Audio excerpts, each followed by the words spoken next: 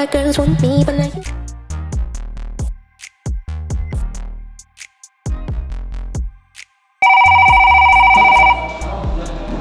Good afternoon. Golden Hotel, this is Julina speaking. How may I assist you today? Hello, ma'am. I was wondering if you could help me with some information. Could you tell me the room number and the length of stay for a guest named John? Sorry, sir, but for privacy and security reasons, we cannot disclose any information about our guests. I understand, but it's quite urgent. I need to get in touch with Mr. Chen regarding a personal matter. I apologize for the inconvenience, sir, but our hotel policy strictly any guest information without your consent. However, if you like, I can take a message and I have delivered to Mr. Anderson's room. I see. Well, could you at least tell me if she check in? I'm afraid I can confirm or deny the presence of your guest. Again, I can pass along message for you if you wish. This is really important. Are you sure there is a way you can help? I understand your urgency, ma'am or sir. Our primary concern is the safety and privacy of our guests. If you leave a message, I will ensure it is delivered promptly. Alright, please tell him that Simari called about project deadline. He will know what it means. Certainly, sir. I have noted your message and I will deliver it to Mr. Anderson immediately. Is there anything else I can assist you with? No, that will be all. Thank you, ma'am. You're welcome, sir. Have a great day. Good afternoon, sir. Welcome to the Golden Hotel. How may I assist you? Good afternoon. I stayed here about a month ago. And I believe I left my camera in my room. I'm here to see if I see. Let me check our lost and found records for you. Could you please provide me with your name and date of your stay? Sure. My name is Martinez Bagadas and I stay from April 10 to 15.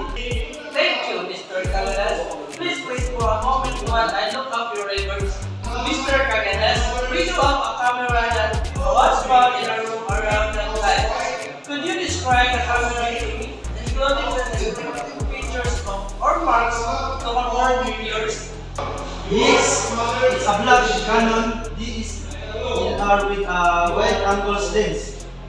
There's a small strap near the shutter button and a clock strap attached to it. That matches the description of the camera we have. I will print it for you, would you? Could I please see some identification to verify your claim? Of course. Here you go. Thank you, Mr. Cagadas. Please wait here for a moment while I give your camera.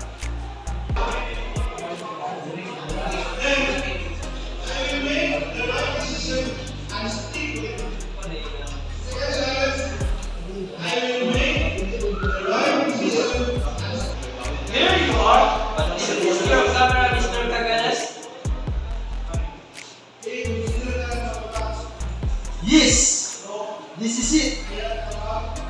Thank you so much. You're welcome. I'm glad we could reunite you with your camera. Is there anything else I can assist you with? No, that's all. Thank you again for you. My pleasure. Have a wonderful day, Mr. Cagadas. You too. Goodbye. Guard 1, please stand by a while. There are women surrounding around. I'm just gonna ask you a while.